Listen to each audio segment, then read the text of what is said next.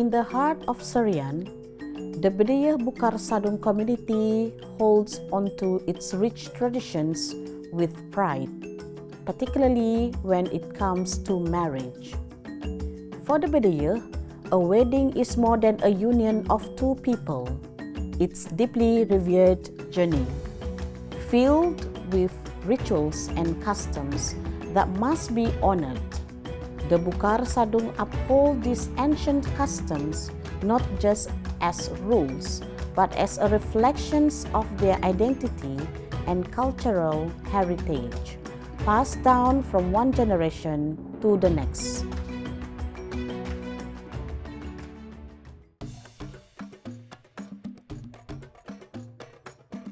The Bidayuh, in general, preserve and taking very seriously of traditional marriage in the community. The Bidayuh of the Bukar-Sadung, likewise, like any other subgroup or sub-ethnic of the Bidayuh in Sarawak, take a process of marriage, traditional marriage, in the community as a very serious matter, and it has to be followed, executed with rite and passage of rituals in a proper way, which is called according to the adat. When we talk about marriage in the context of Bukar-Sadung, it means that the couple must agree to the entire process, the rites of the passage according to the adat, which has to be known to them, and they have to go through it very, very strictly. You see, the pace of marriage in the context of the Bidayuh or the Bukar-Sadung for that matter started with the journey of paddy planting. That is where courtship begins. It all started when paddy planting process takes place in what they call it the Nuruk activity. Nuruk means to plant, to sow the seed of the paddy on the ground, on the farm of the selected spot, that is called Nuruk. If a lady or a woman is found to be always behind a man in the Nuruk season, that itself is sending message that these two actually are already in love. When after the planting of paddy, then it comes to Pingiri. Marriage ceremony is something which is very serious among the Bukar-Sadung people or the Bidayuh for that matter. It has to be observed and it has to be followed with rites and passage correctly according to the adat Bidayuh, which means to say they will not be allowed, or there must be no mistake in the process and the rest, because it is about the life and the journey of the married couple throughout their life. Now, talking about the process, the courtship, it all begins in the paddy planting or in the paddy farming activities. It all starts with the Nuruk. The Nuruk means when the process of paddy planting begins, and the process goes on and on in many Pingiri in the process of paddy farming until Nguhut. Nguhut means harvesting. So that is where we see if these two couples, if the couples are always seem to be together, it is already an indication that they are already in love and they like each other. And with that, the man will send his representative to meet the parents of the lady. And with that, there is always taking place a process, we call it mawah. Mawah, 1 or 2 nights, 3 nights, 4 nights, until certain period, and after that, he will send his representative to send message, to tell his desire, his intention, that he is serious with the lady, to the family of the lady. And if there is positive sign from the lady and from the parents, then there is a process called, if it is in Malay, it is called merisik. Merisik means to find out what are the do's and the don'ts that makes these two can be together or cannot be together. Oh, okay. Yeah, it all started with the process of mawah.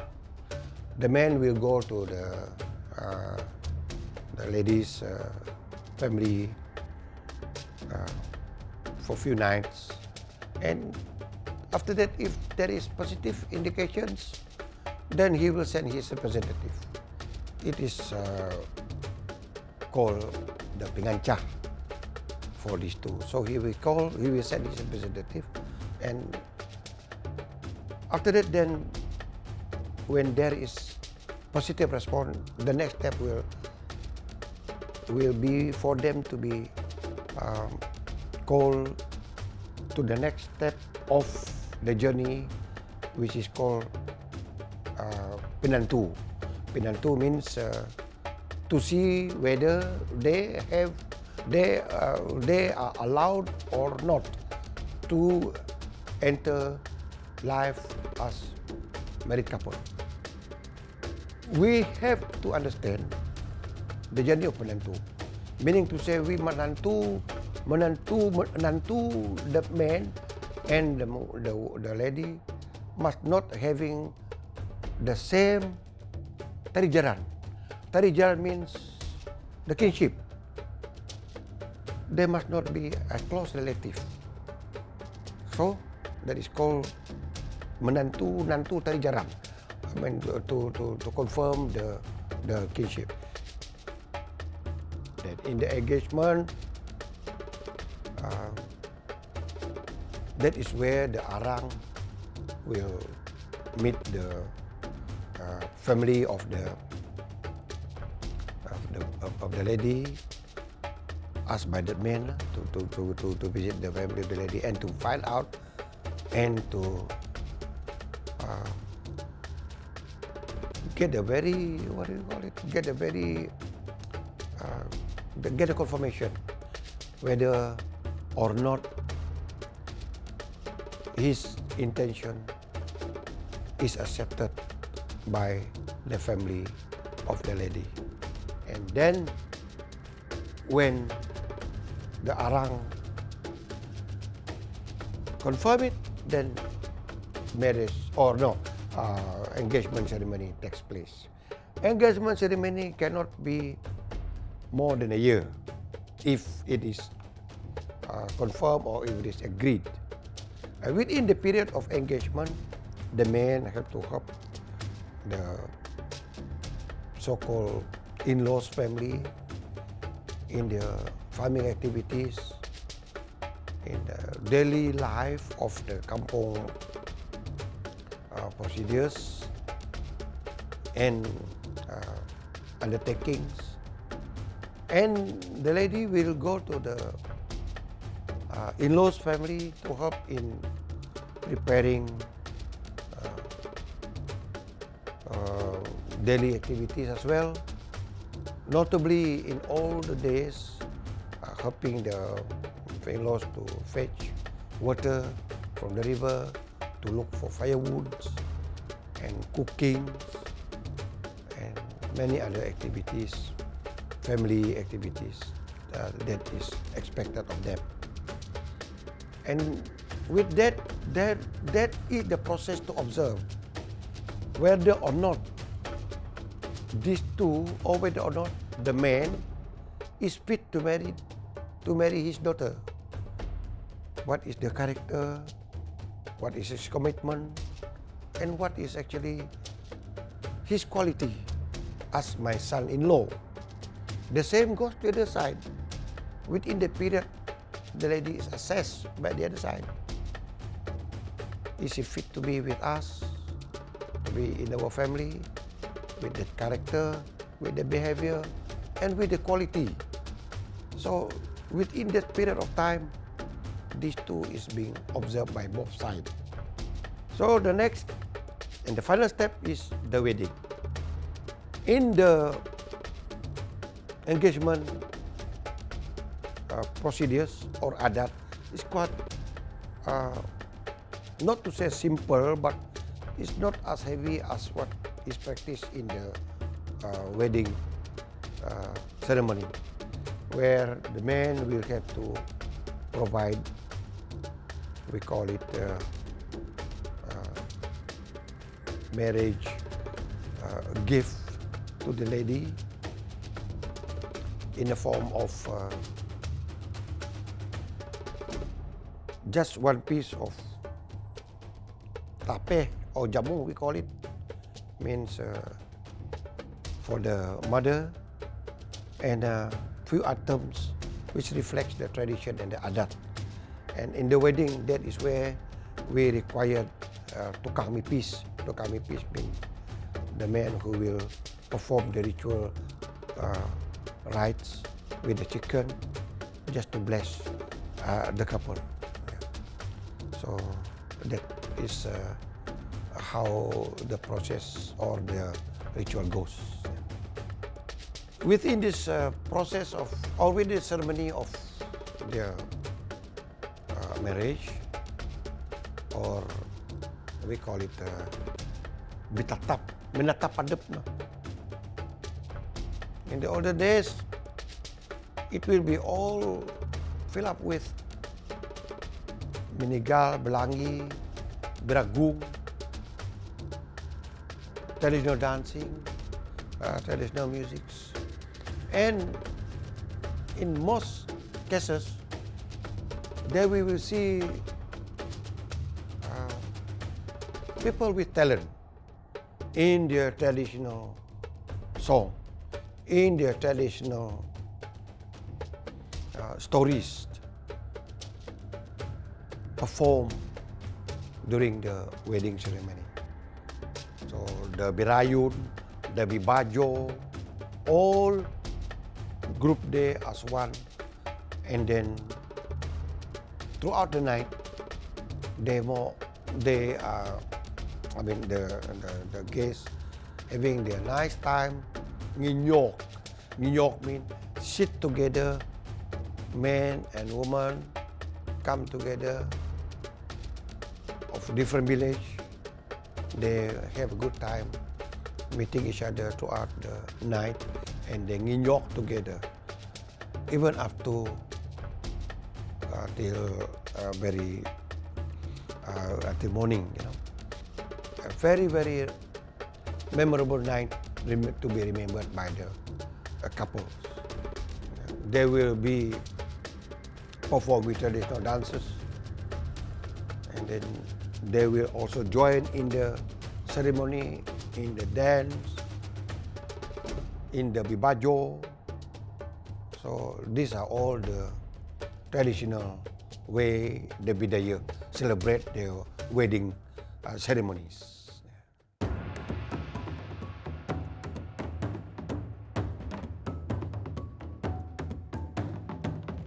Hello, so this is my wife. Her name is Nicole Hartman. She's 26 years old. She's from Bukar-Sadung, Kampung Tai, and she loves baking. That's her hobby. And this is my husband, Avin Trent. He's 28 years old. He's from Perlis and he loves to play games. For me, for my side, I guess my parents are more acceptable towards a different culture person because they themselves are mixed marriage. My mom is Chinese, my dad is Indian.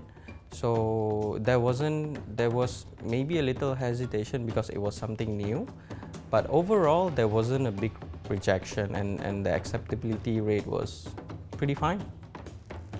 Yeah, for me, we're all the Bidayuh guys. I'm just kidding. Excuse me. No, because I don't see any. I mean, my family, they quite acceptable about it. So at first, of course, they're gonna ask why. You know, why this person?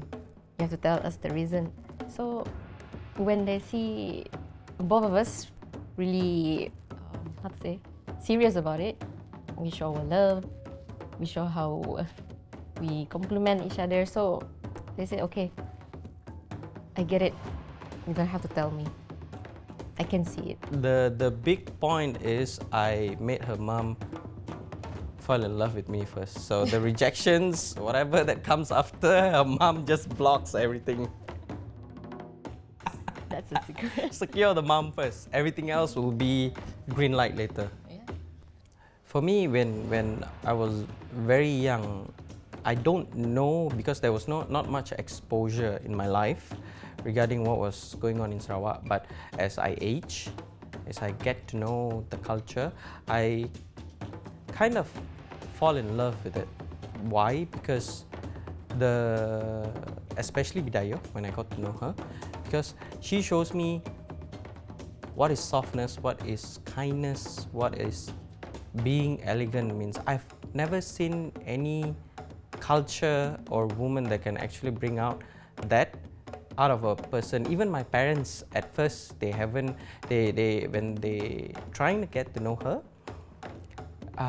even my mom said to me, Arvin, you're actually very lucky to get a wife like Nicole. If she's like me, you'll be sleeping on the bed all day long. You'll be done. Because she handles me pretty well. And I don't know, it's just everything is about her is soft, kind, sweet. So I think that comes from the way that she was brought up in her tradition. And so I want that for my kids. I want them to be kind. I want them to be able to show off, to showcase the beauty of the tradition to the world. So I agree. I agree because I might not realize what I'm doing, but when we said that, I was like, oh, okay. Now I see the difference. Now I see why you said that. So, well, I think I've done the best part for that. I think traditional wedding for me is much more manageable because it engages the community even more compared to a conventional wedding. Because all I know, when my sister, she got married in a conventional way, so she barely had time for everyone. The only thing she knows is the wedding happened and it ended. Nothing in between. For me, when there's traditional wedding, it involves the elderly, from cooking, from communicating with each other, from spending time, getting to know. But because I'm Indian, right, and I'm not Bidayuh, so mostly the cost was only coming from one kampong side. So thus it was, for me personally, that's why it was the big reason why it was manageable compared to a conventional wedding. The best thing that I got to know when I got married to her was, I never knew Gawai was celebrated. I guess each culture have their own way of celebrating Gawai. But when I came to Ta'i, the first year that I got to know her, the first time that I entered Ta'i, I was totally wowed. It was amazing. Not just her family, everyone from the auntie, the neighbor, they are all friendly, they are so lovely, they are so kind. And the way they serve even a foreigner from outside people, they serve them pretty well like their own family members. That's how I actually got to know her parents. And I wish my culture would have been closer to what Ta'i can celebrate. You know, I wish Deepavali would have been celebrated more in a village, more havoc with the parades, with the people, you know, with the drinkings, with the food. Oh, the food is amazing. The main thing I would like to say is, if you are from West, come East. It's beautiful. It's not like what you think, and give it a shot, like how I did it, because first time I met her was during Gawai. That's when we got to know each other. But previously we were on social media, we were just friends. But when I came here, I saw what I could have missed if I didn't come. So come, please don't hesitate. And for couples out there, I think you should, if you're having an intercaste or inter-race marriage, I think the way that you can do it, if there's a rejection from the family, especially parents or elderlies, maybe do a soft talk to them, because parents eventually, when they see people, how committed you are to each other, they will give in, like how my parents did, like how her parents did. At first, her dad had a big red light, because when I came here, in between the first, second, third year, whenever we go out, her mom will have to follow us. So now, whenever we go out, if her mom wants to follow her dad will be like, why you want to kacau daun? Stay home, let them go, you know? So come, give it a shot. The Sarawak people, they are lovely. Don't be afraid. In a world that often looks to divide, this union shines as a beacon of hope and harmony, reminding us when we come together. The Bidayuh create a vibrant tapestry of life that is richer and more beautiful than any single thread. As the night unfolds with laughter and joy, we are reminded that every love story is unique, yet every commitment to understanding and acceptance is universal.